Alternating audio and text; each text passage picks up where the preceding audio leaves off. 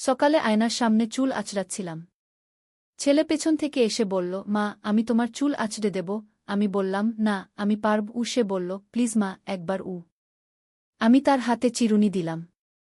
সে খুব আস্তে আস্তে আমার চুল আঁচড়াতে লাগল। আমি আয়নায় তার মুখ দেখছিলাম। তার চোখে অদ্ভুত একটা ভাব। চুল আঁচড়ানো শেষ করে সে বলল, মা, তোমার চুল এত সুন্দর। আমি এর মধ্যে হারিয়ে যেতে চাই। আমি অবাক হয়ে বললাম, মানে? সে আমার চুলে হাত বুলিয়ে বলল, মা, আমি চাই রাতে তোমার চুলের মধ্যে মুখ লুকিয়ে রাখতে। তোমার চুলের গন্ধে আমি মাতাল হয়ে যাই। আমি তাকে থামিয়ে দিয়ে বললাম, কি বলছিস? সে আমার কাঁধে হাত রেখে বলল, মা, আমি তোমাকে ভালোবাসি। তোমার সবকিছু আমার কাছে সুন্দর। আমি চাই তুমি আমার স্ত্রী হয়ে যাও। আয়নায় আমি তার চোখের দৃষ্টি দেখে কাঁপতে লাগলাম। সে আরও বলল, মা, আমি প্রতিদিন তোমার চুল আঁচড়ে দেব। তোমার সব যত্ন নেব। তুমি কি আমাকে তোমার স্বামী হিসেবে গ্রহণ করবে? আমি আয়না থেকে মুখ সরিয়ে নিলাম। মনে হচ্ছিল আমার নিজের ছেলেকে চিনতে পারছি না। এই গল্পটি সম্পূর্ণ শুনলে আপনাদের পানি অটোমেটিক বের হয়ে যাবে, যত দ্রুত সম্ভব হাতের কাছে টিস্যু নিয়ে বসে পড়ুন। বিছানার চাদর যেন নষ্ট না হয় সেটা সম্পূর্ণ খেয়াল রাখার অনুরোধ জানিয়ে গল্পটি এখন শুরু করব। তার আগে সর্বশেষ অনুরোধ, দয়া করে এমন পানি বের করার গল্প নিয়মিত শুনতে আমাদের চ্যানেলটি সকলেই সাবস্ক্রাইব করুন। ধন্যবাদ। হ্যালো বন্ধুরা, আমার নাম প্রিয়াঙ্কা দেবনাথ। আমার বয়স ৪৪ বছর। আমার স্বামীর নাম সৌরভ দেবনাথ, বয়স ৪৭ বছর। আমাদের ২ সন্তান, অভিষেক আর পায়েল। অভিষেক ২১ বছর বয়সী, বিশ্ববিদ্যালয়ে পড়ে। পায়েল ১৪ বছর বয়সী, স্কুলে যায়। আমার এই অদ্ভুত গল্পটা শুরু হয়েছিল গত মাসে। সেদিন সকালে অভিষেক আমার চুল আঁচড়ে দেওয়ার পর যেভাবে কথা বলেছিল, তাতে আমার মাথায় আকাশ ভেঙে পড়েছিল। কিন্তু আসল সত্যি কি জানেন? আমার ছেলে হয়তো সত্যিই আমাকে ভালোবাসে, কিন্তু সেটা একটা মায়ের প্রতি সন্তানের ভালোবাসা। তার মুখের কথাগুলো শুনে আমি যা ভেবেছিলাম সেটা হয়তো একদমই ভুল ছিল। সেদিন দুপুরে অভিষেক কলেজ থেকে ফিরে এসে আমার কাছে বসল। মা, বলল সে, আমি সকালে যা বলেছিলাম সেটা নিয়ে তুমি রাগ করেছ? আমি তার দিকে তাকিয়ে বললাম, না বাবা, রাগ করিনি। তবে তোর কথাগুলো শুনে আমি একটু অবাক হয়েছিলাম। সে হাসতে হাসতে বলল, মা, আমি তো সত্যি কথাই বলেছিলাম। তোমার চুল সত্যিই খুব সুন্দর। আর আমি যখন ছোট ছিলাম, রাতে ঘুমানোর সময় তোমার চুলে মুখ ঘষে ঘুমাতাম। সেই সময়টা আমি মিস করি। এবার আমি বুঝলাম সে আসলে কি বলতে চেয়েছিল। ছোটবেলার সেই মধুর স্মৃতিগুলো তার মনে পড়ে গিয়েছিল। আর যখন সে বলেছিল আমি যেন তার স্ত্রী হয়ে যাই, সেটা হয়তো একটা রসিকতা ছিল, অথবা সে বোঝাতে চেয়েছিল যে আমি তার কাছে পৃথিবীর সবচেয়ে প্রিয় মানুষ। কিন্তু গল্প এখানেই শেষ নয়। আসল রহস্য শুরু হলো তার পরের দিন থেকে। পরের দিন সকালে আমি রান্নাঘরে নাশতা তৈরি করছিলাম। হঠাৎ অভিষেক এসে বলল, মা, তুমি কি জানো আমাদের বাড়ির পুরনো আলমারিটার পেছনে একটা গোপন দরজা আছে? আমি অবাক হয়ে বললাম, কি বলছিস? কোনো গোপন দরজা? সত্যি মা, আমি গতকাল রাতে দেখেছি। আলমারিটা সরানোর চেষ্টা করছিলাম, তখন দেখি পেছনে একটা ছোট দরজা আছে। খোলার চেষ্টা করেছি কিন্তু খুলছে না। আমার মনে পড়ল, এই বাড়িতে আমরা এসেছি ১৫ বছর আগে। বাড়ির আগের মালিক ছিল একজন প্রত্নতত্ত্ববিদ। তার নাম ডক্টর হরিশচন্দ্র ভট্টাচার্য। তিনি নাকি পুরনো মূল্যবান জিনিসপত্র সংগ্রহ করতেন। অভিষেক বলল, মা, চল একবার দেখি ওখানে কি আছে। আমি এবং অভিষেক মিলে আলমারিটা সরালাম। সত্যিই পেছনে একটা ছোট্ট কাঠের দরজা দেখতে পেলাম। দরজায় একটা পুরনো তালা ছিল। এই তালা ভাঙতে হবে, অভিষেক বলল। আমি বললাম, আগে তোর বাবাকে জিজ্ঞেস করি। উনি বাড়ি এলে বলবো। কিন্তু অভিষেক ধৈর্য ধরতে পারল না। সে একটা হাতুড়ি নিয়ে এসে তালাটা ভেঙে ফেলল। দরজা খোলার সাথে সাথে আমাদের নাকে একটা পুরনো গন্ধ এসে লাগল। দরজার ভেতরে একটা ছোট্ট ঘর। সেখানে অনেক পুরনো বই, কাগজপত্র আর কিছু অদ্ভুত জিনিস রাখা আছে। একটা কোণায় একটা পুরনো ট্রাঙ্ক। অভিষেক উৎসাহিত হয়ে বলল, মা, এটা একটা গুপ্তধনের মতো। চল দেখি ট্রাঙ্কে কি আছে। আমরা ট্রাঙ্কটা খুললাম। ভেতরে কিছু পুরনো ছবি, চিঠি আর একটা ডায়েরি পেলাম। ডায়েরিটা খুলে দেখি ডক্টর হরিশচন্দ্র ভট্টাচার্যের লেখা। ডায়েরির প্রথম পাতায় লেখা, আমি এই বাড়িতে এমন কিছু লুকিয়ে রেখেছি যা পৃথিবীর ইতিহাস বদলে দিতে পারে। কিন্তু এটা এমন কিছু যা সবার হাতে পড়া উচিত নয়। আমি আর অভিষেক একে অন্যের দিকে তাকালাম। এটা কি সত্যিই কোনো বড় আবিষ্কার নাকি একজন বৃদ্ধ মানুষের কল্পনা? অভিষেক বলল, মা, এই ডায়েরিটা পুরো পড়তে হবে। হয়তো আমরা কোনো বড় রহস্যের সন্ধান পেয়ে গেছি। আমি বললাম, ঠিক আছে, কিন্তু এই ব্যাপারে কারো কাছে কিছু বলবি না। প্রথমে আমরা সব জেনে নেই। সেদিন সন্ধ্যায় পায়েল স্কুল থেকে ফিরল। সে আমাদের মুখ দেখে বলল, মা, তোমরা দুজনে কি কোনো চুরি করেছ? এত রহস্যজনক কেন দেখাচ্ছে? অভিষেক হেসে বলল, না দিদি, আমরা একটা পুরনো বই পেয়েছি। সেটা নিয়ে পড়াশোনা করছি। পায়েল বলল, কি বই? আমিও দেখব। আমি বললাম, এটা খুবই পুরনো আর বিরক্তিকর বই। তোর ভালো লাগবে না গি?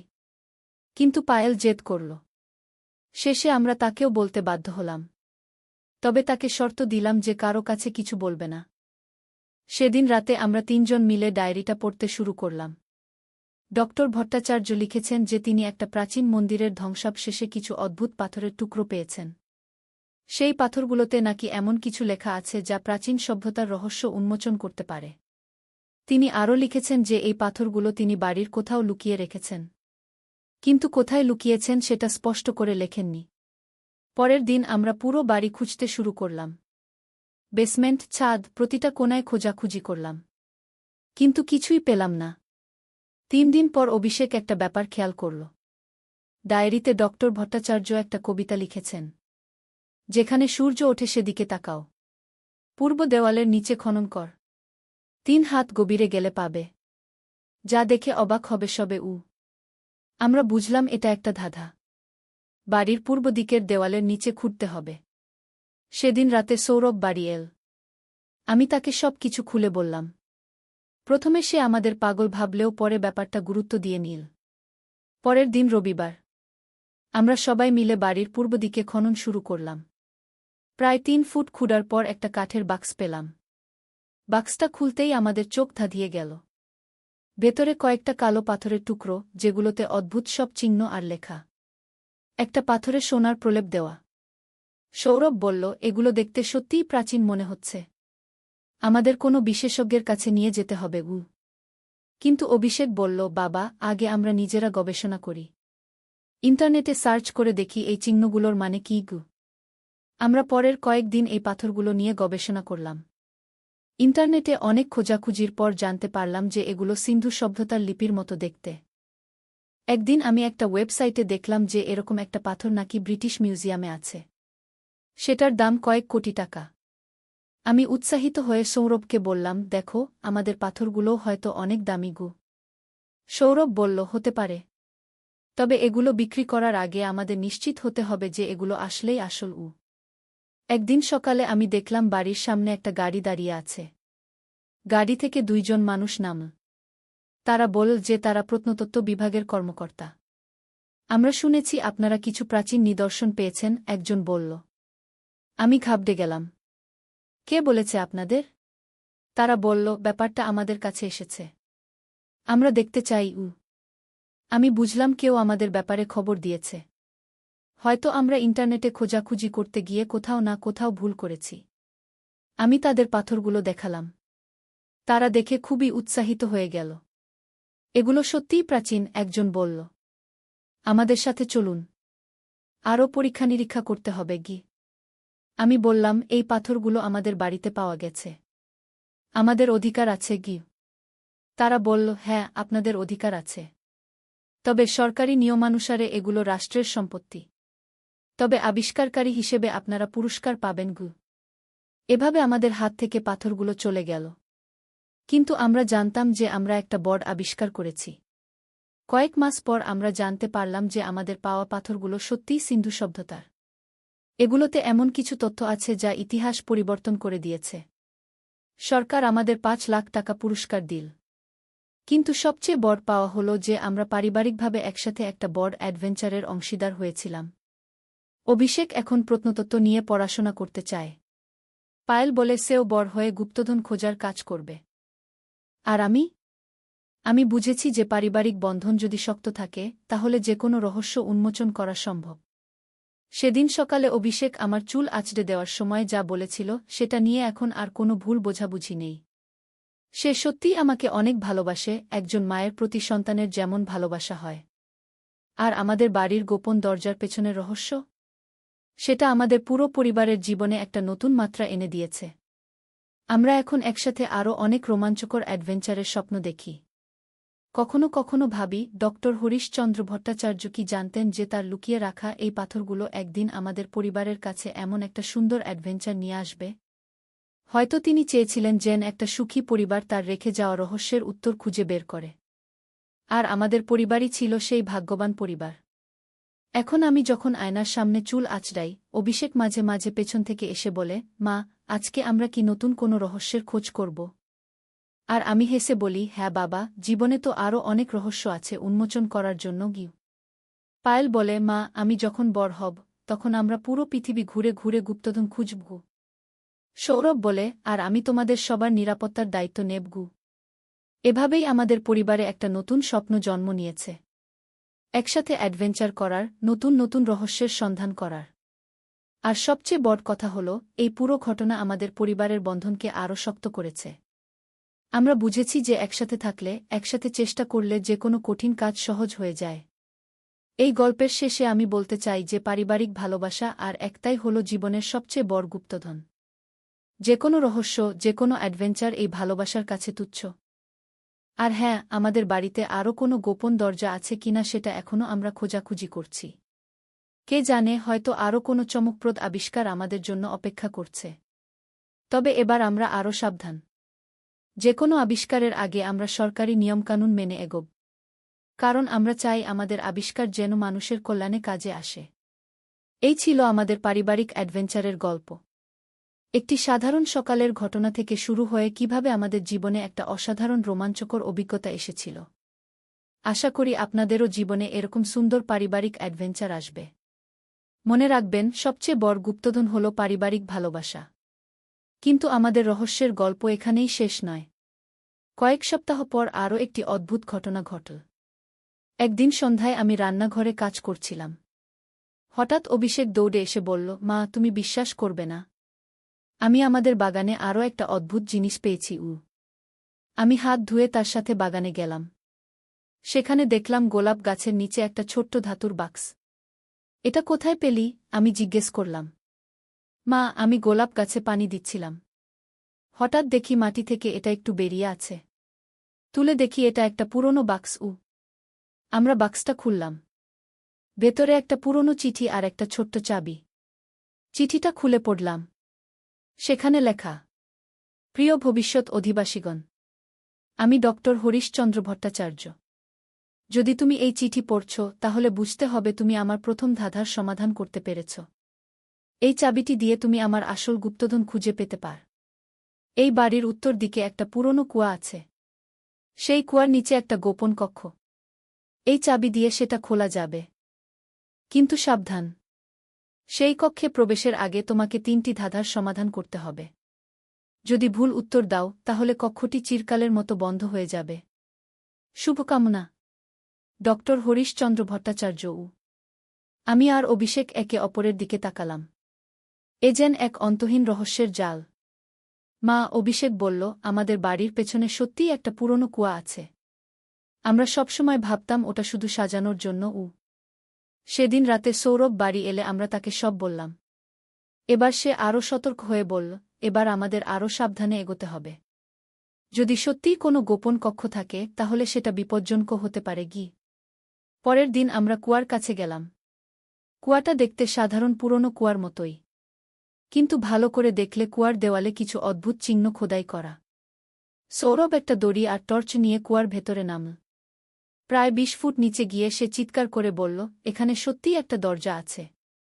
আমরা সবাই উৎসাহিত হয়ে গেলাম।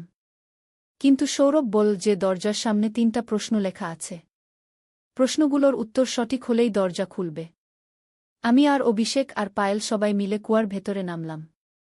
সেখানে দেখলাম একটা পাথরের দরজা। দরজার উপরে 3টা প্রশ্ন খোদাই করা। প্রশ্ন 1, যা আছে সবার কাছে কিন্তু কেউ ধরতে পারে না, সেটা কি? প্রশ্ন 2, যা রাতে জন্মে, দিনে মরে কিন্তু কখনো শেষ হয় না, সেটা কি? প্রশ্ন 3, যার অনেক মুখ আছে কিন্তু মুখ নেই, অনেক হাত আছে কিন্তু স্পর্শ করতে পারে না, সেটা কি? আমরা সবাই মিলে ভাবতে লাগলাম। অভিষেক বলল, প্রথম প্রশ্নের উত্তর হতে পারে সময়। সবার কাছে সময় আছে, কিন্তু কেউ সময়কে ধরে রাখতে পারে না আগে। পায়েল বলল, দ্বিতীয় প্রশ্নের উত্তর স্বপ্ন। স্বপ্ন রাতে আসে, দিনে শেষ হয়ে যায়, কিন্তু স্বপ্ন দেখা কখনো বন্ধ হয় না আগে। সৌরভ ভেবে ভেবে বলল, তৃতীয় প্রশ্নের উত্তর হতে পারে ঘড়ি। ঘড়ির অনেক মুখ থাকে, ডায়াল, অনেক হাত থাকে, কাটা, কিন্তু এটা নিজে কিছু করতে পারে না আগে। আমরা উত্তরগুলো দরজার পাশে লেখা একটা বিশেষ জায়গা লিখলাম।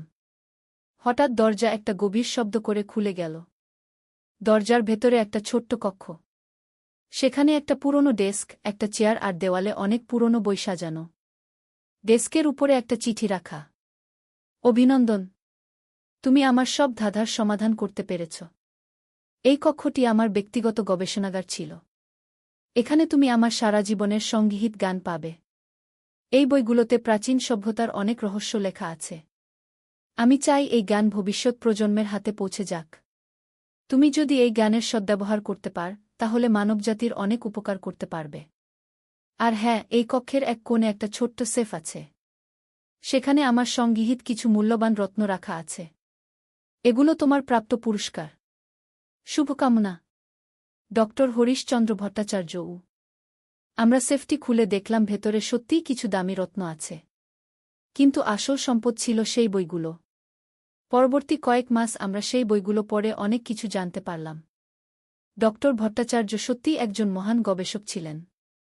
তার লেখা একটা বইয়ে ভারতের প্রাচীন গুপ্ত মন্দিরগুলোর অবস্থান আছে।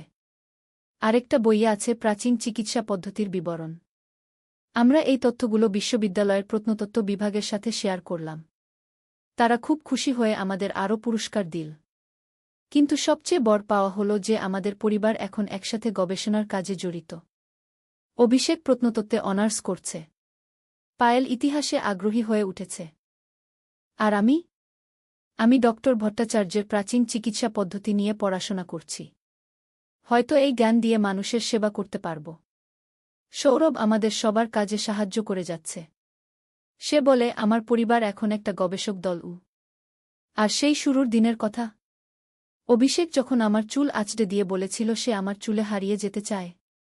এখন আমি বুঝি সে আসলে বলতে চেয়েছিল যে সে আমার কাছে, আমাদের পরিবারের কাছে নিরাপদ বোধ করে। আর সত্যিই এই পুরো অ্যাডভেঞ্চারে আমরা একে অপরের আরও কাছে এসেছি। আমরা এখন জানি যে পারিবারিক ঐক্যই আমাদের সবচেয়ে বড় শক্তি। আজকাল আমি যখন আয়নার সামনে চুল আঁচড়াই, অভিষেক এসে বলে, মা, আজকে আমরা কোনো বই পড়ব? পায়েল বলে, মা, আমি যখন বড় হব, তখনও কি আমরা একসাথে এই গবেষণার কাজ করব? আর আমি হেসে বলি, হ্যাঁ বাবা, আমরা সারা জীবন একসাথে গানের খোঁজ করব। এই গল্পের শিক্ষা হল যে জীবনের সবচেয়ে বড় গুপ্তধন হল পারিবারিক ভালোবাসা আর একতা। যখন পরিবারের সবাই একসাথে থাকে, তখন যে কোনো রহস্যের সমাধান সম্ভব। আর হ্যাঁ, আমাদের এই অ্যাডভেঞ্চার এখনও শেষ হয়নি। ডক্টর ভট্টাচার্যের বইগুলোতে আরও অনেক রহস্যের ইঙ্গিত আছে। হয়তো ভবিষ্যতে আমরা আরও বড় কোনো আবিষ্কার করব। কিন্তু যাই হোক না কেন, আমরা জানি আমরা একসাথে আছি। আর এটাই আমাদের সবচেয়ে বড় সম্পদ।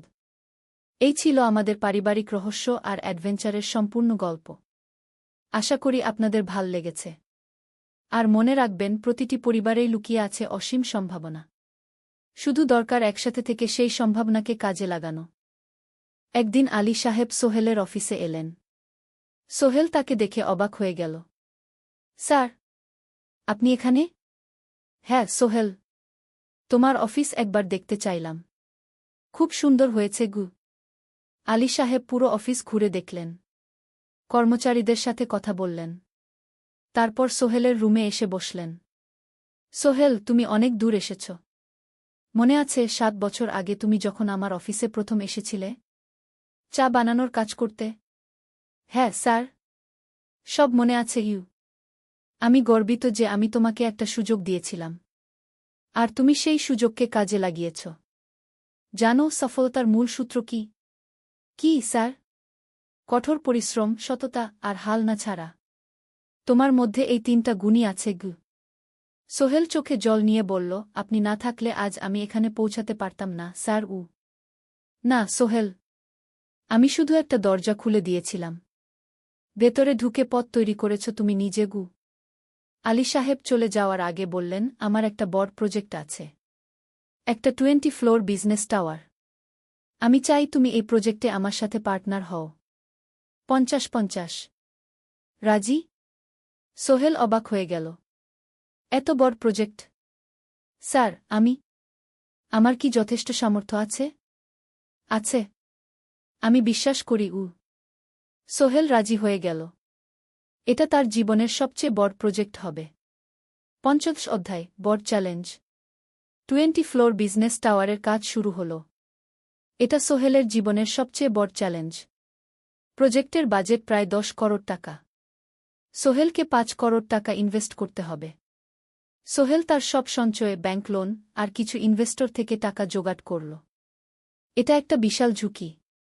যদি প্রজেক্ট ব্যর্থ হয়, সব শেষ। মিনা চিন্তিত ছিল।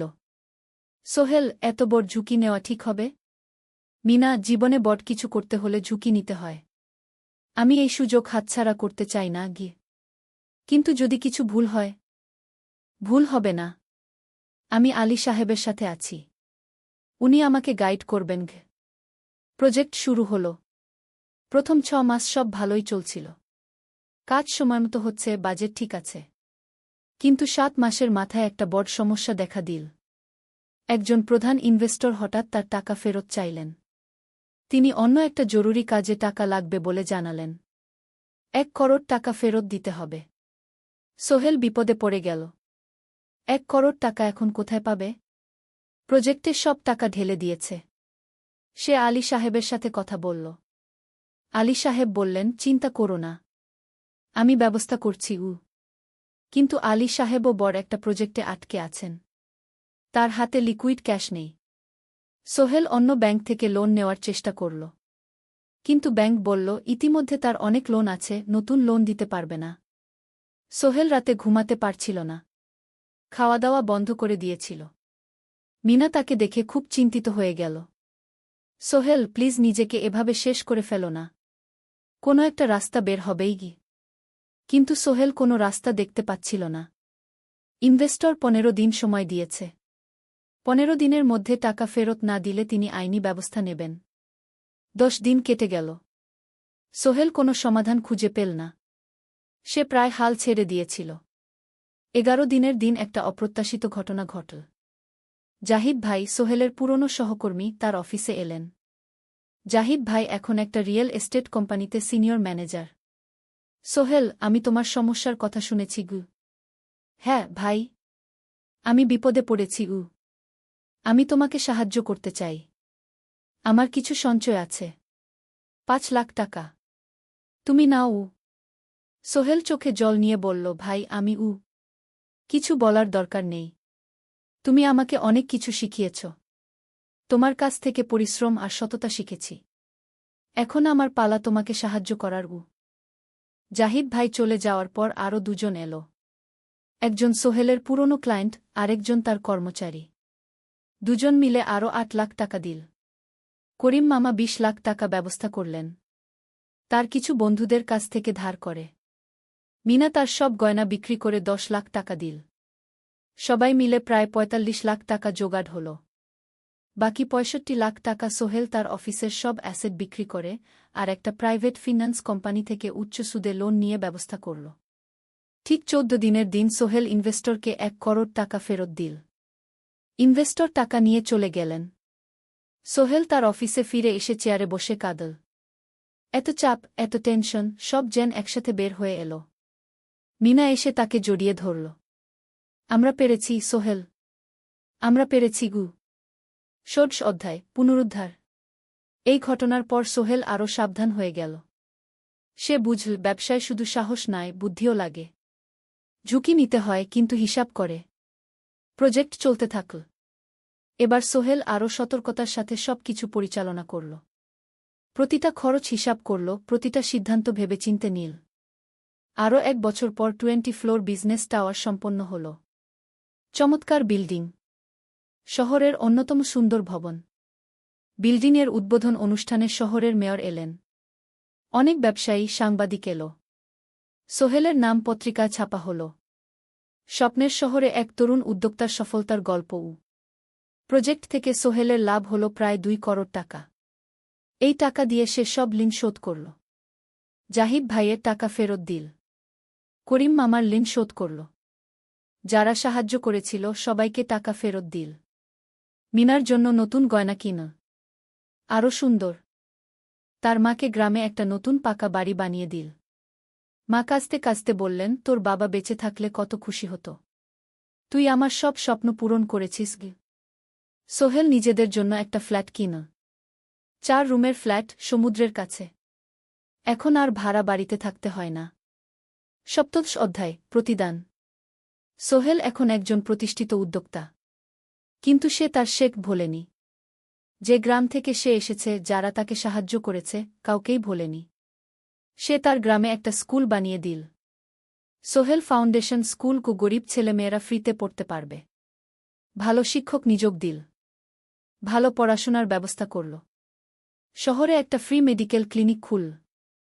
গরিব মানুষরা ফ্রিতে চিকিৎসা পাবে। প্রতি বছর 10 জন মেধাবী কিন্তু গরিব ছাত্রছাত্রীকে স্কলারশিপ দেওয়া শুরু করল। তারা বিনামূল্যে পড়াশোনা করতে পারবে। একদিন একটা টিভি চ্যানেল সোহেলের ইন্টারভিউ নিতে এলো। আপনার সফলতার গোপন সূত্র কি? সোহেল একটু ভেবে বলল, কঠোর পরিশ্রম, সততা আর হাল না ছাড়া। এই 3টা জিনিস যদি কারো মধ্যে থাকে, সে যে কোনো কিছু অর্জন করতে পারে। আর সবচেয়ে বড় কথা, যারা আমাকে সাহায্য করেছে তাদের ছাড়া আমি কিছুই না। একা কেউ সফল হতে পারে না গি। আপনার পরবর্তী স্বপ্ন কি? আমি চাই আরও মানুষকে সাহায্য করতে। আমার মতো যারা গ্রাম থেকে শহরে আসে তাদের জন্য একটা ট্রেনিং সেন্টার খুলব। তারা সেখানে বিভিন্ন স্কিল শিখতে পারবে। চাকরি পাবে। নিজের পায়ে দাঁড়াতে পারবে গু। অষ্টাদশ অধ্যায়, নতুন প্রজন্ম। আরও 5 বছর কেটে গেল। সোহেল এখন 45 বছরের। তার মেয়ে সারা এখন 9 বছরের। স্কুলে ক্লাস 4-এ পড়ে। খুব মেধাবী মেয়ে। একদিন সারা বাবাকে জিজ্ঞেস করল, বাবা, তুমি কিভাবে এত বড় হলে? আমার বন্ধুরা বলে তুমি একজন সফল মানুষ গো। সোহেল তাকে কোলে নিয়ে বসল। বাবা, তুমি জানো তোমার দাদু ছিলেন একজন স্কুল শিক্ষক। খুব সৎ মানুষ। কিন্তু আমরা গরিব ছিলাম। আমি রিকশা চালাতাম গো। রিকশা? সত্যি? হ্যাঁ। তারপর আমি এই শহরে এলাম। অনেক কষ্ট করেছি। কিন্তু হাল ছাড়িনি। মানুষ আমাকে সাহায্য করেছে। আর আমি কঠোর পরিশ্রম করেছি। বাবা, আমিও কি তোমার মতো হতে পারব? অবশ্যই পারবে বাবা। তবে মনে রেখো, সফলতা মানে শুধু টাকা পয়সা না। সফলতা মানে ভালো মানুষ হওয়া। অন্যদের সাহায্য করা। সৎ থাকা গু। সারা মাথা নাডল। আমি ভালো মানুষ হব বাবাগু। সোহেল তার মেয়েকে জড়িয়ে ধরল। মনে মনে ভাবল, তার জীবনের সব কষ্ট সার্থক হয়েছে। মিনা রান্নাঘর থেকে ডাকল, খাবার তৈরি। এসো। সোহেল সারাকে নিয়ে ডাইনিং টেবিলে গেল। ঋতু এসেছে। সে এখন বিয়ে করেছে, তার একটা ছেলে হয়েছে। সোহেলের মা মাঝে মাঝে চট্টগ্রামে বেড়াতে আসেন। আজও এসেছেন। সবাই মিলে খেতে বসল। হাসিগল্পে ভরা পরিবার। সোহেল তাকাল তার মায়ের দিকে, মিনার দিকে, সারার দিকে, ঋতুর দিকে। মনে হল, জীবনে আর কি চাই? খাওয়া শেষে সবাই বসে রইল। গল্প করছিল। হঠাৎ সোহেলের ফোন বাজল। অফিস থেকে। একটা জরুরি বিষয়। সোহেল ফোন রেখে দিয়ে মিনাকে বলল, একটা নতুন প্রজেক্টের প্রস্তাব এসেছে। একটা এতিমখানা বানানোর কাজ। সরকারি প্রজেক্ট। তুমি নেবে? অবশ্যই। এটা আমার স্বপ্নের প্রজেক্ট। যেসব বাচ্চাদের বাবা মা নেই তাদের জন্য একটা সুন্দর জায়গা। মিনা হাসল। তুমি কখনো বদলাও না। এখনো অন্যদের কথা ভাবো। এটাই তো জীবন মিনা। শুধু নিজের জন্য বাঁচলে কি হবে? 49 অধ্যায়, উত্তরাধিকার। 10 বছর আরও কেটে গেল। সোহেল এখন 55 বছরের। তার চুলে পাক ধরেছে। কিন্তু শক্তি এখনও আগের মতোই। সারা এখন 19 বছরের। সে বিশ্ববিদ্যালয়ে ইঞ্জিনিয়ারিং পড়ছে। সে চায় বাবার মতো কনস্ট্রাকশন ইন্ডাস্ট্রিতে কাজ করতে। একদিন সারা বাবাকে বলল, বাবা, আমি তোমার কোম্পানিতে কাজ করতে চাই। এখনও তো তোর পড়াশোনা বাকি। জানি। কিন্তু আমি এখন থেকেই শিখতে চাই। ছুটির দিনে তোমার সাথে সাইটে যেতে চাই। দেখতে চাই কিভাবে কাজ হয়। সোহেল খুশি হয়ে গেল। তার মেয়ে তার পথ অনুসরণ করতে চায়। ঠিক আছে, কিন্তু শর্ত হল তোকে সবকিছু নিজ থেকে শিখতে হবে। কোনো স্পেশাল ট্রিটমেন্ট পাবি না গে। আমি তো তাই চাই, বাবাগু। সারা তার বাবার সাথে কাজ শিখতে শুরু করল। সে দেখল কিভাবে শ্রমিকরা কাজ করে, কিভাবে ম্যাটেরিয়াল বাছাই করতে হয়, কিভাবে একটা প্রজেক্ট ম্যানেজ করতে হয়। সোহেল তাকে কোনো সহজ পথ দিল না। সারাকেও সবার মতো কষ্ট করতে হল। সাইটে রোদে দাঁড়িয়ে থাকতে হল। শ্রমিকদের সাথে কথা বলতে হল। কিন্তু সারা হাল ছাড়ল না। সে তার বাবার মেয়ে। পরিশ্রম করতে জানে। 3 বছর পর সারা গ্রাজুয়েট হল। সে সোহেলের কোম্পানিতে জুনিয়র প্রজেক্ট ম্যানেজার হিসেবে যোগ দিল। সোহেল ধীরে ধীরে সারাকে বড় দায়িত্ব দিতে শুরু করল। সারা তার বাবার মতোই সৎ, পরিশ্রমী। 20 অধ্যায়, সমাপ্তি নয়, নতুন শুরু। আরও 5 বছর পর সোহেল এখন 60 বছরের। সে সিদ্ধান্ত নিল, এবার অবসর নেওয়ার সময় এসেছে। কোম্পানির দায়িত্ব সারাকে দেবে। একটা অনুষ্ঠান করা হল। সোহেল আনুষ্ঠানিকভাবে কোম্পানির চেয়ারম্যান পদ থেকে অবসর নিল। সারা হল নতুন ম্যানেজিং ডিরেক্টর। সোহেল তার বক্তব্যে বলল, আমি যখন এই শহরে এসেছিলাম আমার পকেটে ছিল মাত্র 5,000 টাকা। একটা ছোট্ট ব্যাগ। আর অনেক স্বপ্ন। আজ 40 বছর পর আমি পেছনে ফিরে তাকাই, দেখি একটা দীর্ঘ পথ। সেই পথে অনেক কষ্ট ছিল, অনেক বাধা ছিল। কিন্তু ছিল অনেক ভালোবাসাও। অনেক মানুষের সাহায্যও। আমি বিশ্বাস করি সফলতা একা আসে না। এটা আসে অনেক মানুষের সমর্থন, ভালোবাসা আর বিশ্বাস নিয়ে। আমি যা কিছু অর্জন করেছি তা আমার একার না। এটা আমার পরিবারের, আমার কর্মচারীদের, আমার বন্ধুদের, সবার। আজ আমি আমার মেয়ে সারার হাতে এই দায়িত্ব তুলে দিচ্ছি। আমি জানি সে আমার চেয়ে ভালো করবে। কারণ সে শিখেছে আমার ভুল থেকে, আমার অভিজ্ঞতা থেকে। অনুষ্ঠান শেষ হল। সবাই চলে গেল। সোহেল আর মিনা অফিসে একা দাঁড়িয়ে রইল। মিনা, মনে আছে আমরা প্রথম কখন দেখা হয়েছিলাম? হ্যাঁ, তোমার সেই ছোট্ট মুদি দোকানে। তুমি বিস্কুট কিনতে এসেছিলে। কে ভেবেছিল সেই দিন থেকে আমাদের এই পর্যস্বপ্নের শহর। প্রথম অধ্যায়, যাত্রা শুরু। সকাল 7টা বেজে গেছে। ঢাকার কমলাপুর রেলস্টেশনে মানুষের ভিড়। চারদিকে চা বিস্কুট বিক্রেতাদের চিৎকার, ট্রেনের হর্ন আর যাত্রীদের কোলাহল। এই বিশাল ভিড়ের মধ্যে একটা ছোট্ট ব্যাগ হাতে দাঁড়িয়ে আছে সোহেল। বয়স মাত্র 22। গায়ের রং শ্যামলা, চোখে স্বপ্নের ঝিলিক। ভাইজা, চট্টগ্রামের টিকিট আছে? সোহেল টিকিট কাউন্টারের সামনে দাঁড়িয়ে জিজ্ঞেস করল। আছে। 3 টাকা। কাউন্টারের লোকটা উত্তর দিল। সোহেল তার পকেট থেকে টাকা বের করল। মোট 5,000 টাকা। এই টাকা সে জমিয়েছে গত 3 বছরে রিকশা চালিয়ে। তার স্বপ্ন ছিল চট্টগ্রাম গিয়ে একটা ভালো চাকরি পাওয়া। গ্রামে আর থাকতে চায় না সে। বাবা মারা গেছেন 10 বছর আগে। মা আর ছোট বোন ঋতুকে নিয়ে সংসার চালাচ্ছিল রিকশা চালিয়ে। কিন্তু এভাবে তো আর সারা জীবন চলবে না। টিকিট কেটে সোহেল প্ল্যাটফর্মে এল। ট্রেন ছাড়বে আর মাত্র 15 মিনিট পরে। সে একটা বেঞ্চে বসে পড়ল। ব্যাগটা বুকের কাছে চেপে ধরল। এই ব্যাগে আছে তার সব সম্পদ, কিছু কাপড়, একটা ছোট্ট ফটো ফ্রেমে বাবা মায়ের ছবি, আর কিছু টাকা। কোথায় যাচ্ছেন? পাশে বসা একজন বয়স্ক মানুষ জিজ্ঞেস করলেন।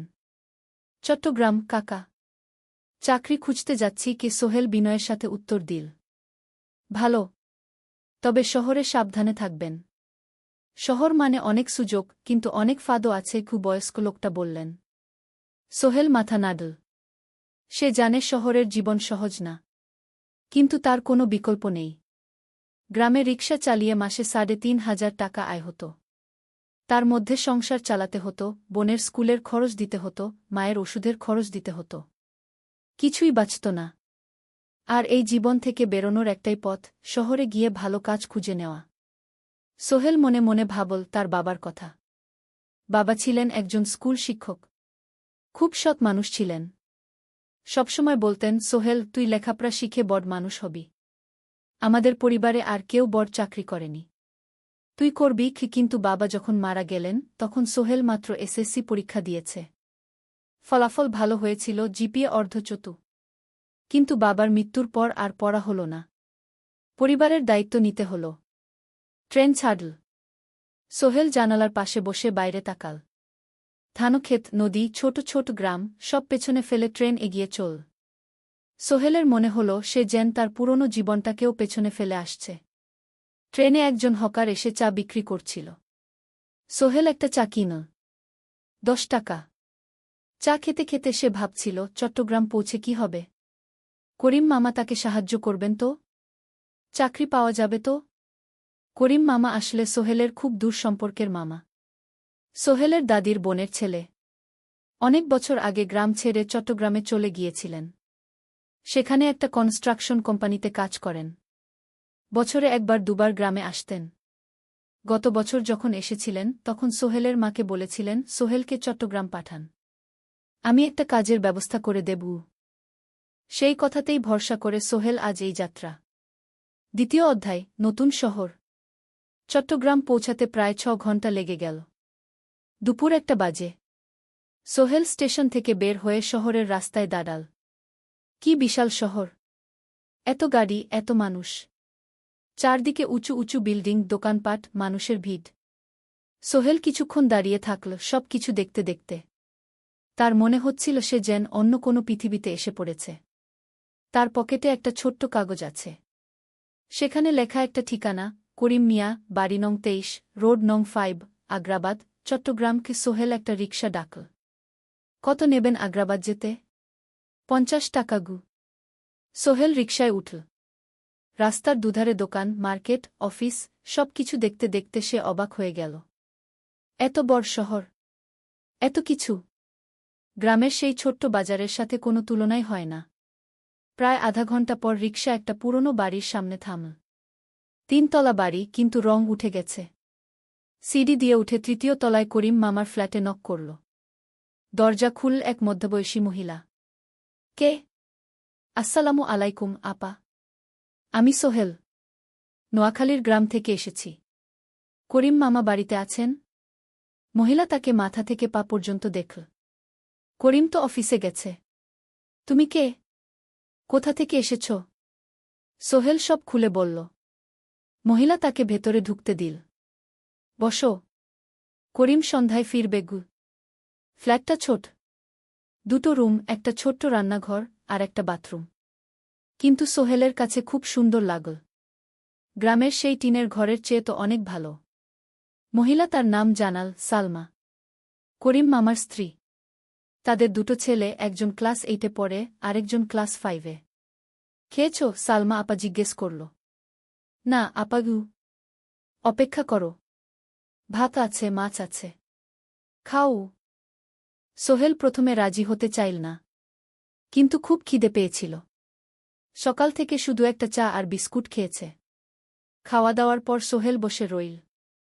সালমা আপা তাকে গল্প করতে লাগল। তোমার মা কেমন আছেন? তোমার বোন? ভালো আছে আপা। মার একটু গেটে বাত আছে। ওষুধ খাচ্ছেন। বোন স্কুলে পড়ে কু। তুমি কি করতে চাও এখানে?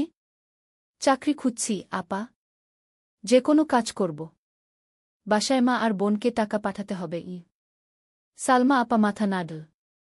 করিম তোমার জন্য কিছু একটা করবে। সে ভালো মানুষ গ। সারাদিন অপেক্ষা করু সোহেল।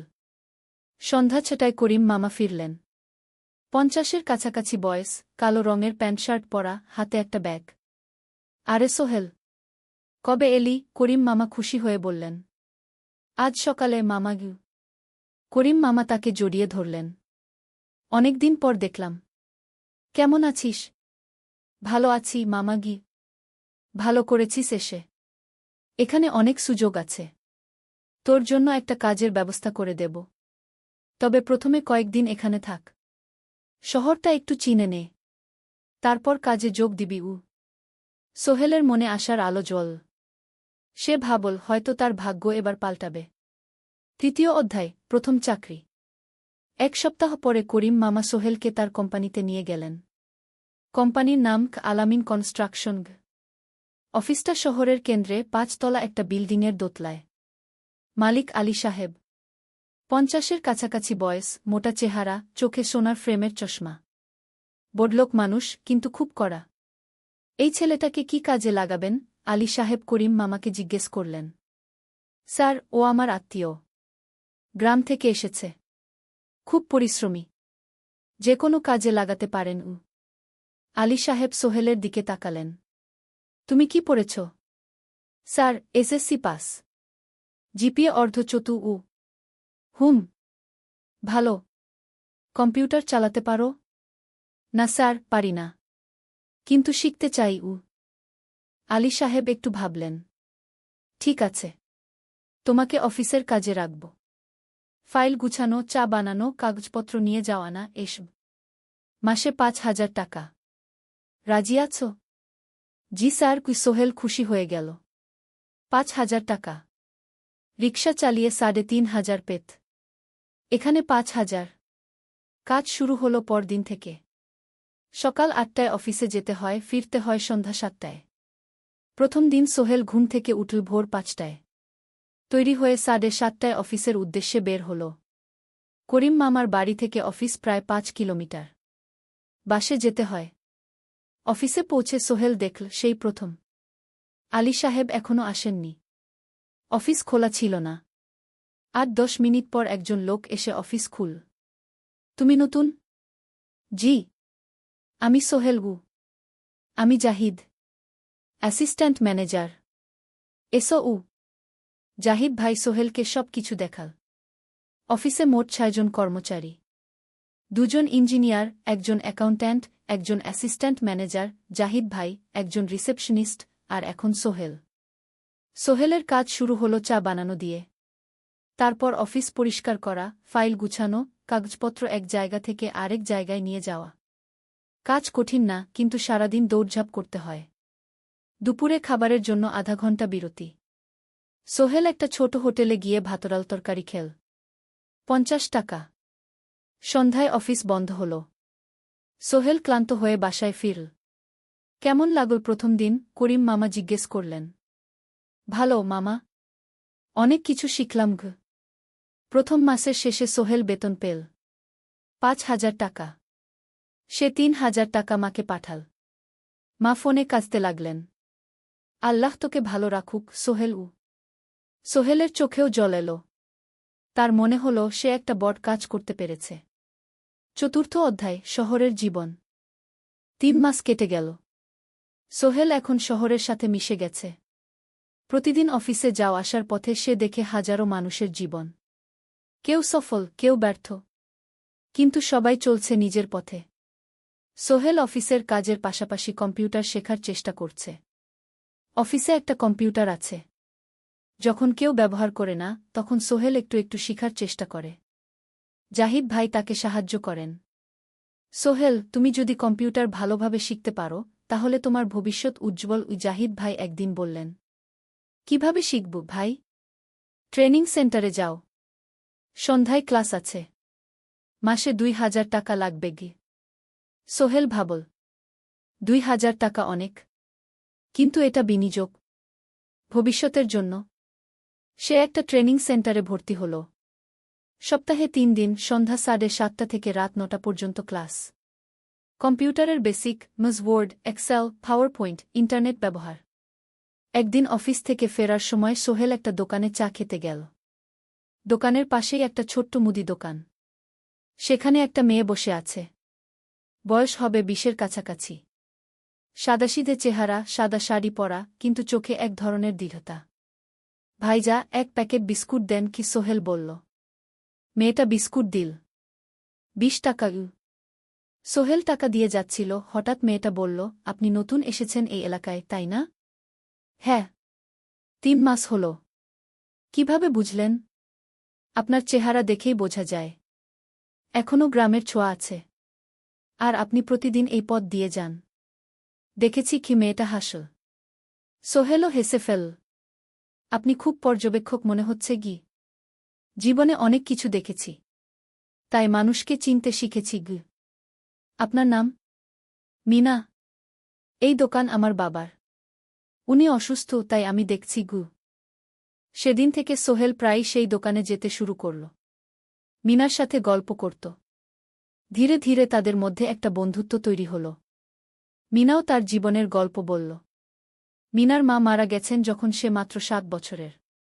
বাবা আব্দুল হামিদ একা হাতে মিনাকে বড় করেছেন। মুদি দোকান দিয়ে সংসার চালান। মিনা কলেজে পড়ে, অনার্স সেকেন্ড ইয়ার। সকালে কলেজে যায়, দুপুরে ফিরে এসে দোকান সামলায়। বাবার হার্টের সমস্যা আছে, তাই ভারী কাজ করতে পারেন না। তোমার স্বপ্ন কি? একদিন সোহেল জিজ্ঞেস করল। গ্র্যাজুয়েশন শেষ করে একটা ভালো চাকরি করব। তারপর বাবাকে ভালো চিকিৎসা করাব। তুমি?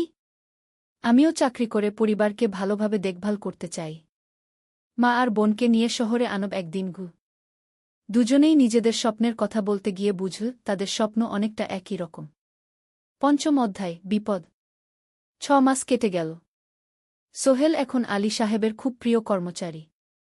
সে শুধু চা বিস্কুট দেওয়ার কাজই করে না, এখন কম্পিউটারেও কিছু কাজ শিখেছে। ছোটখাটো টাইপিং, ডেটা এন্ট্রি এসব করতে পারে।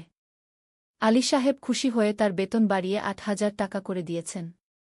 একদিন রাতে সোহেল অফিস থেকে ফিরছিল। সেদিন একটু দেরি হয়ে গেছে। রাত প্রায় 9টা। সাধারণত সোহেল সন্ধ্যা 7:30টায় ফিরে। কিন্তু সেদিন অফিসে একটা জরুরি কাজ ছিল। বাস থেকে নেমে সোহেল বাড়ির দিকে হাঁটছিল। হঠাৎ একটা অন্ধকার গলিতে 3 জন লোক তাকে ঘিরে ধরল।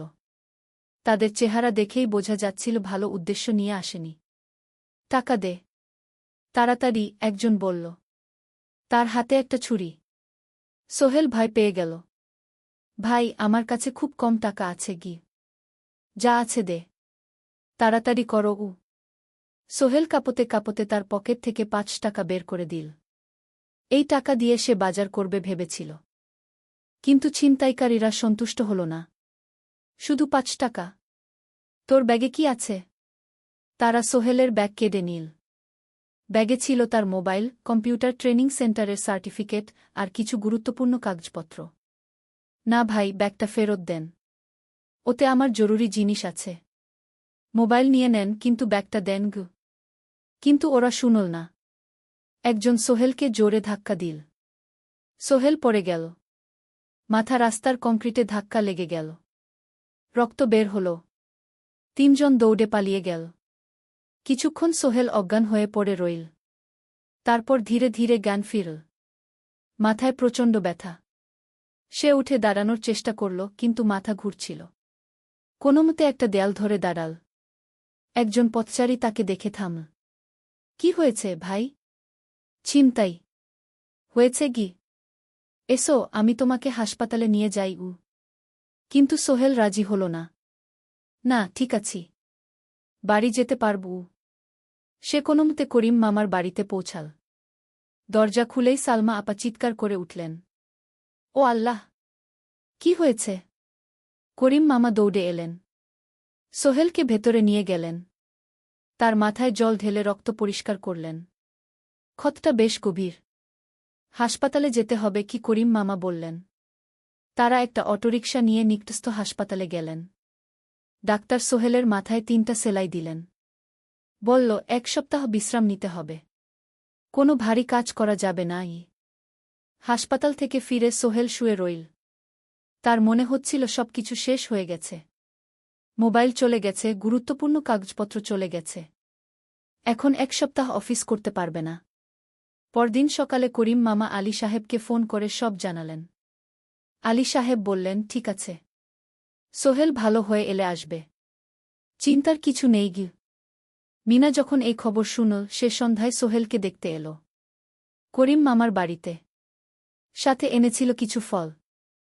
কি হয়েছিল? মিনা চিন্তিত গলায় জিজ্ঞেস করল। সোহেল সব বলল। মিনা রেগে গেল। এই শহরে এখন অনেক অপরাধ বেড়ে গেছে। পুলিশ কিছু করে না। তুমি পুলিশে রিপোর্ট করেছ? না, লাভ নেই। তবুও করা উচিত। তোমার মোবাইলটা হয়তো খুঁজে পাওয়া যাবে। করিম মামা সোহেলকে নিয়ে পুলিশ স্টেশনে গেলেন। জেনারেল ডায়েরি করলেন। কিন্তু পুলিশ খুব একটা আশা দিল না। দেখি কিছু করা যায় কিনা। সোহেল বুঝল মোবাইল আর ফিরবে না।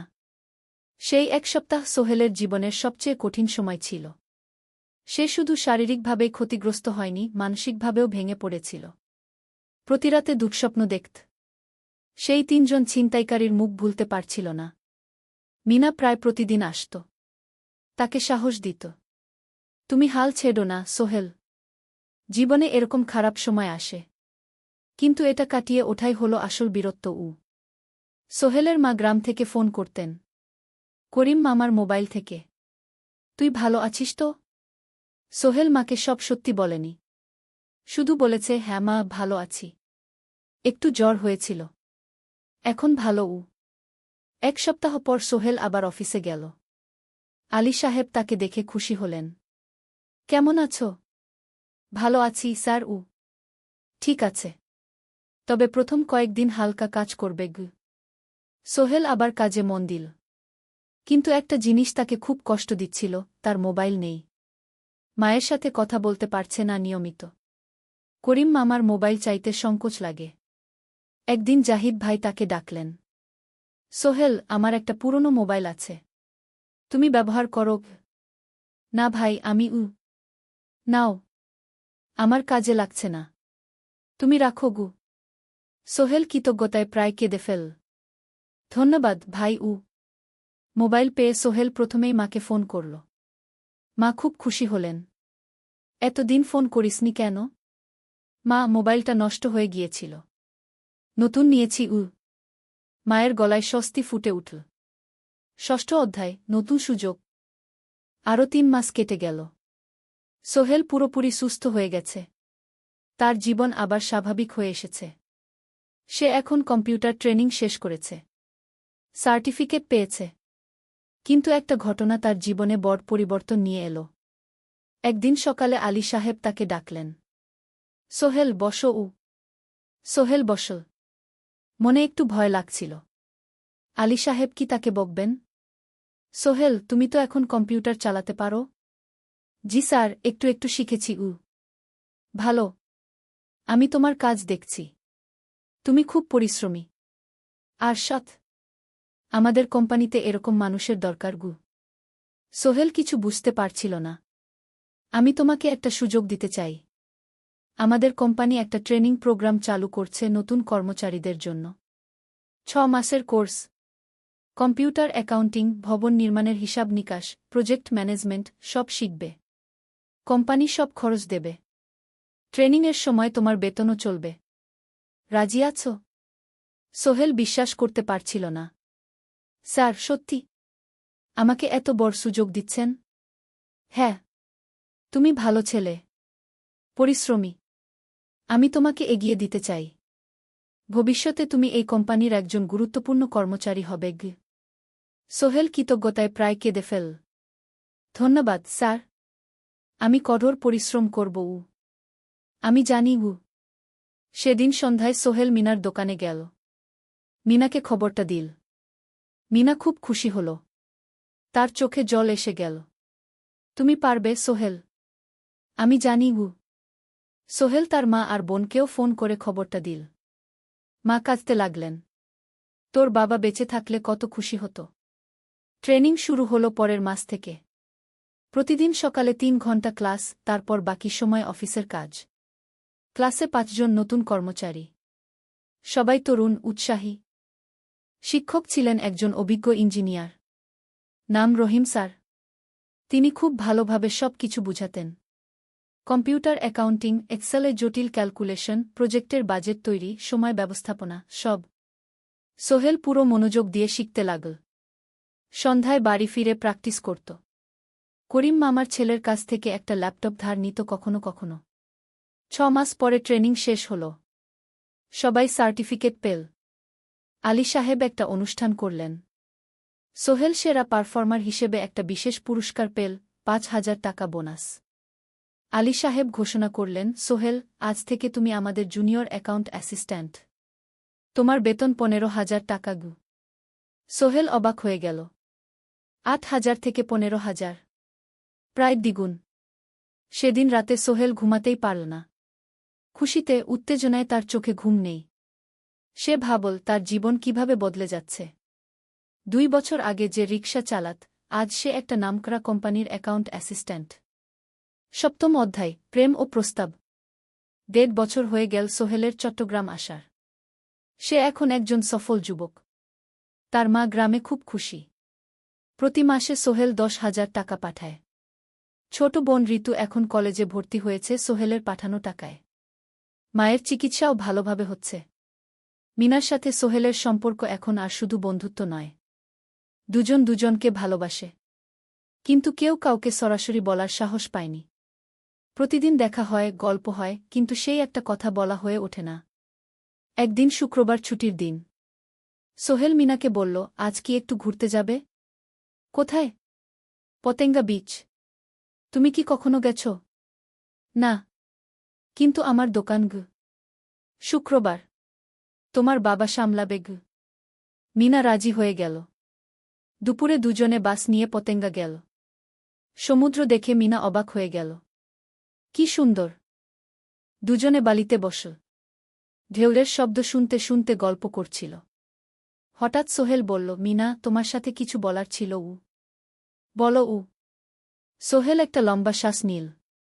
তুমি জানো আমি তোমাকে ভালোবাসি। মিনা হাসল। তার চোখ ভিজে গেল। জানি। আমিও তোমাকে ভালোবাসি সোহেল। সোহেল অবাক হয়ে গেল। সত্যি? হ্যাঁ। অনেকদিন ধরেই জানি। তুমি আমার জীবনে এসে সব কিছু বদলে দিয়েছ। তোমার সাথে থাকলে আমার মনে হয় আমি যে কোনো কিছু করতে পারব। দুজনে কিছুক্ষণ চুপ করে বসে রইল। সমুদ্রের ঢেউ এসে পায়ে লাগছিল। সূর্য পশ্চিমে ঢলে পড়ছে। আকাশ লালকুমলা হয়ে গেছে। কিন্তু আমার বাবার সাথে কথা বলতে হবে কি? মিনা বলল। আমি তৈরি। যখন বলবে তখন বলব। পরের সপ্তাহে সোহেল মিনার বাবার সাথে কথা বলল। আব্দুল হামিদ সাহেব প্রথমে একটু দ্বিধা করলেন। তুমি কোনো পরিবারের ছেলে? তোমার বাবা কি করতেন? সোহেল সব সত্যি বলল। তার বাবা ছিলেন স্কুল শিক্ষক। মারা গেছেন 10 বছর আগে। মা গ্রামে থাকেন। ছোট বোন কলেজে পড়ে। তুমি নিজে কি করো? আমি আলামিন কনস্ট্রাকশন কোম্পানিতে জুনিয়র অ্যাকাউন্ট অ্যাসিস্ট্যান্ট। মাসে 15,000 টাকা বেতন। আব্দুল হামিদ সাহেব ভাবলেন। তারপর বললেন, দেখো মিনা আমার একমাত্র সন্তান। তার মা নেই। আমি একা তাকে বড় করেছি। আমি চাই মিনা একজন ভালো ছেলের সাথে বিয়ে হোক। তুমি দেখতে ভালো ছেলে মনে হচ্ছে। কিন্তু আমাকে তোমার মায়ের সাথে দেখা করতে হবে। তোমার পরিবারকে জানতে হবে। জি আঙ্কেল। আমি ব্যবস্থা করছি। সোহেল খুশিতে আটখানা। সে সেদিন রাতেই তার মাকে ফোন করল। মাকে সব বলল। মা প্রথমে অবাক হলেন। তারপর খুশি হলেন। মিনা মেয়েটা কেমন? খুব ভালো মা। তুমি দেখলে পছন্দ করবে। ঠিক আছে। আমি আর ঋতু আসছি চট্টগ্রাম। 2 সপ্তাহ পর সোহেলের মা আর বোন চট্টগ্রাম এলো। সোহেল তাদের নিয়ে মিনার বাড়িতে গেল। 2 পরিবার একসাথে বসল।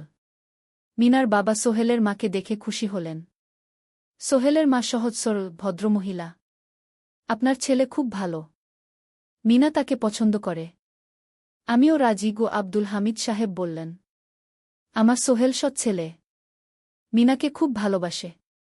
আমি জানি ও মিনাকে সুখে রাখবে। কি সোহেলের মা বললেন। বিয়ের তারিখ ঠিক হল। 3 মাস পর। এই 3 মাসে সোহেল যথেষ্ট টাকা জমাবে। বিয়ে হবে সাদামাটা কিন্তু সুন্দর। 8ম অধ্যায়, নতুন পথ। 3 মাস কেটে গেল দ্রুত। সোহেল প্রতিদিন কঠোর পরিশ্রম করছিল। অফিসে তার কাজের প্রশংসা হচ্ছে। আলী সাহেব তাকে এখন ছোটখাটো প্রজেক্টের হিসাব দেখতে দিচ্ছেন। সোহেল তার সঞ্চিত টাকা দিয়ে বিয়ের আয়োজন করল। বিয়ে হল মিনার বাড়ির কাছের একটা কমিউনিটি সেন্টারে। খুব বেশি লোক আসেনি। 2 পরিবারের আত্মীয় স্বজন আর অফিসের কয়েকজন সহকর্মী। কিন্তু অনুষ্ঠান ছিল খুব সুন্দর। সোহেল যখন মিনাকে বিয়ের পোশাকে দেখল, তার মনে হল পৃথিবীর সবচেয়ে সুন্দর মেয়ে সে। লাল শাড়ি পরা, মুখে হালকা মেকআপ, কিন্তু তার স্বাভাবিক সৌন্দর্য ছিল আসল। বিয়ের পর সোহেল একটা ছোট্ট ফ্ল্যাট ভাড়া নিল। 2 রুমের ফ্ল্যাট, মাসে ভাড়া 5,000 টাকা। মিনা এখনও তার পড়াশোনা চালিয়ে যাচ্ছে। আরও 1 বছর বাকি গ্র্যাজুয়েশন শেষ হতে। সোহেলের মা আর বোন গ্রামে ফিরে গেল। মা বলে গেলেন, সোহেল, মিনাকে ভালো রাখিস। মেয়েরা অনেক ত্যাগ করে সংসার করতে। জানি মা। নতুন জীবন শুরু হল। সোহেল সকালে অফিসে যায়, সন্ধ্যায় ফেরে। মিনা সকালে কলেজে যায়, দুপুরে ফিরে রান্না করে, ঘর গোছায়। সন্ধ্যায় দুজনে একসাথে বসে পড়াশোনা করে, গল্প করে, টিভি দেখে। জীবন সুন্দর ছিল। কিন্তু চ্যালেঞ্জও ছিল। মাসিক খরচ, ভাড়া ৫,০০০, বাজার ৩,০০০, বিদ্যুৎ গ্যাস ১,০০০, মায়ের জন্য ৫,০০০, মিনার কলেজের খরচ ১,০০০-২,১। মোট প্রায় ১৪,০০০ টাকা। বাঁচত মাত্র ১,০০০ খানেক। কিন্তু সোহেল হাল ছাড়ল না। সে সন্ধ্যায় একটা কম্পিউটার ট্রেনিং সেন্টারে পার্ট টাইম পড়ানো শুরু করল। সপ্তাহে ৩ দিন ২ ঘণ্টা করে। এতে মাসে আরও ৩,০০০ টাকা আসতে লাগল। মিনাও বসে থাকল না। সে বাড়িতে বসে কয়েকজন স্কুলের ছাত্রছাত্রীকে টিউশন পড়াতে শুরু করল। মাসে ২,০০০ টাকা আয়। এভাবে কেটে গেল ৬ মাস। দুজন মিলে পরিবার চালাচ্ছে, স্বপ্ন দেখছে। একদিন সোহেল বলল, মিনা, আমি একটা নতুন স্বপ্ন দেখছি গু। কি? আমি নিজে একটা ছোট্ট কনস্ট্রাকশন কোম্পানি খুলতে চাই। ছোট ছোট প্রজেক্ট নেব। বাড়ি মেরামত, ছোট বিল্ডিং বানানো, এসব। তোমার কি যথেষ্ট অভিজ্ঞতা আছে? আছে। আমি ২ বছর ধরে এই কাজের সাথে জড়িত। অনেক কিছু শিখেছি। আর আলী সাহেবও আমাকে সাহায্য করবেন গু। কিন্তু টাকা কোথায়? কোম্পানি খুলতে তো অনেক টাকা লাগবে গি। আমি জমাচ্ছি। আরও ১ বছর কাজ করব। তারপর চেষ্টা করব। মিনা তাকে সমর্থন দিল। তুমি পারবে।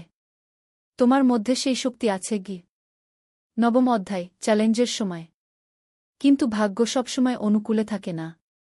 সোহেল যখন স্বপ্ন দেখছিল নিজের কোম্পানি খোলার, তখনই একটা বড় সমস্যা এল। আলী সাহেবের কোম্পানি একটা বড় প্রজেক্ট পেয়েছিল। একটা ১০তলা বিল্ডিং বানানোর কাজ। কিন্তু প্রজেক্টের প্রধান ইনভেস্টর হঠাৎ পালিয়ে গেল। তিনি কোম্পানির কাছ থেকে প্রায় ৫০ লাখ টাকা নিয়ে গেছেন, কিন্তু কাজ শেষ হয়নি। কোম্পানি বড় ক্ষতির মুখে পড়ল। আলী সাহেব অনেক কর্মচারীকে ছাঁটাই করতে বাধ্য হলেন। প্রায় ১০ জনকে চাকরি থেকে বাদ দিলেন। বাকিদের বেতন কমাতে হল।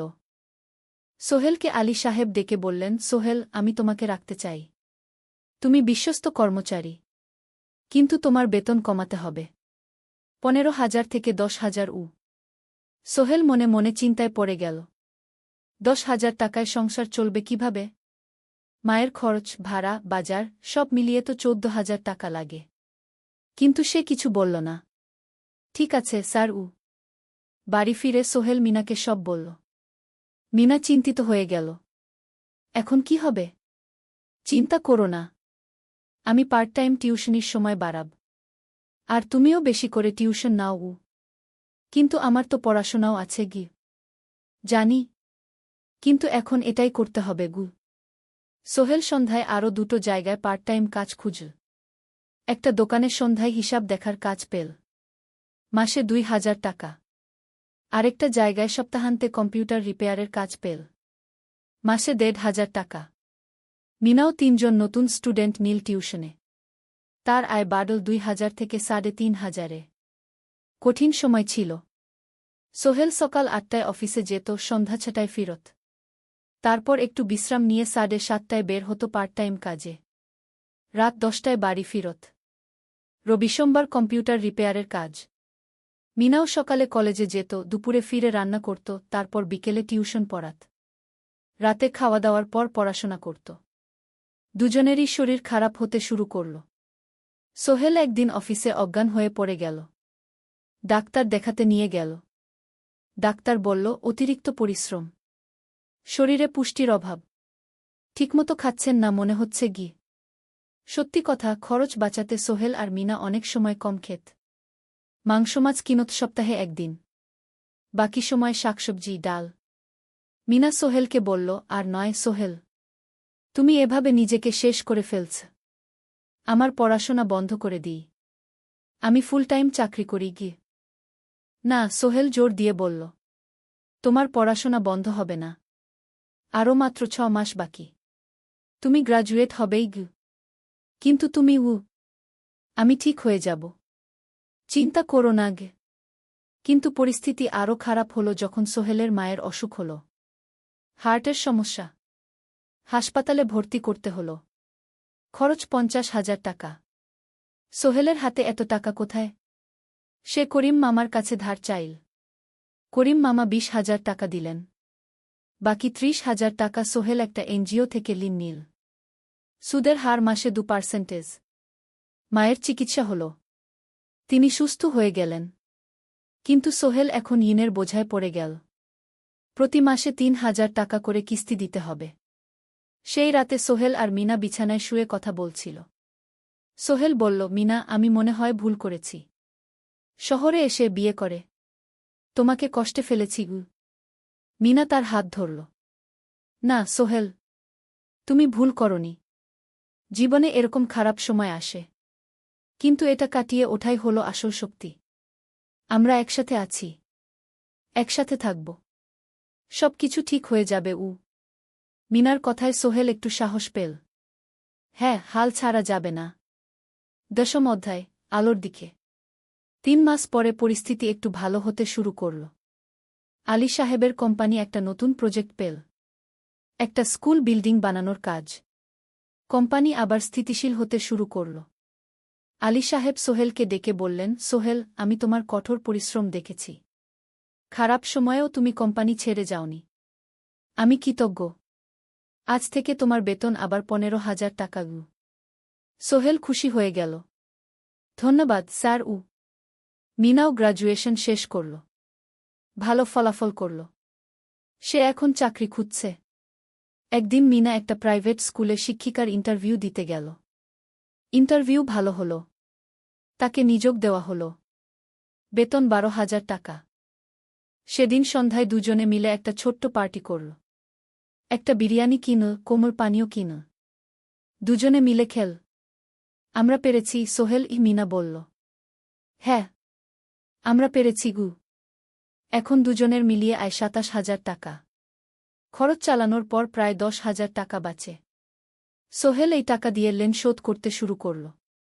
পার্ট টাইম কাজগুলো ছেড়ে দিল। শরীরের যত্ন নেওয়া শুরু করল। আরও 6 মাস পরে সোহেলের কাছে একটা বড় সুযোগ এল। আলী সাহেব একদিন তাকে ডাকলেন। সোহেল, তুমি কি নিজের ব্যবসা করতে চাও? স্যার, আমি তোমাকে একটা ছোট্ট প্রজেক্ট দিতে চাই। একটা 3 তলা বিল্ডিংয়ের কনস্ট্রাকশন। তুমি ম্যানেজ করবে, আমি শুধু সুপারভাইজ করব। লাভের 50% তোমার গু। সোহেল ভাবল, এটা একটা বড় সুযোগ, কিন্তু ঝুঁকিও আছে। যদি কাজটা ভালোভাবে না হয়? স্যার, আমি চেষ্টা করব। কিন্তু যদি ভুল হয়? ভুল হবে না। আমি তোমার উপর বিশ্বাস রাখছি। তুমি পারবে গু। সোহেল রাজি হয়ে গেল। এই প্রজেক্ট তার জীবনে টার্নিং পয়েন্ট হতে পারে। 11 অধ্যায়, স্বপ্ন পূরণের পথে। পরের 6 মাস সোহেল খুব কঠোর পরিশ্রম করল। প্রজেক্টটা ম্যানেজ করা সহজ ছিল না। শ্রমিক নিযোগ, ম্যাটেরিয়াল কেনা, কাজের তদারকি, সময়মতো কাজ শেষ করা, সব দায়িত্ব তার। প্রথম 2 মাস খুব চাপের মধ্যে গেল। একদিন একজন শ্রমিক কাজ করতে গিয়ে আহত হল।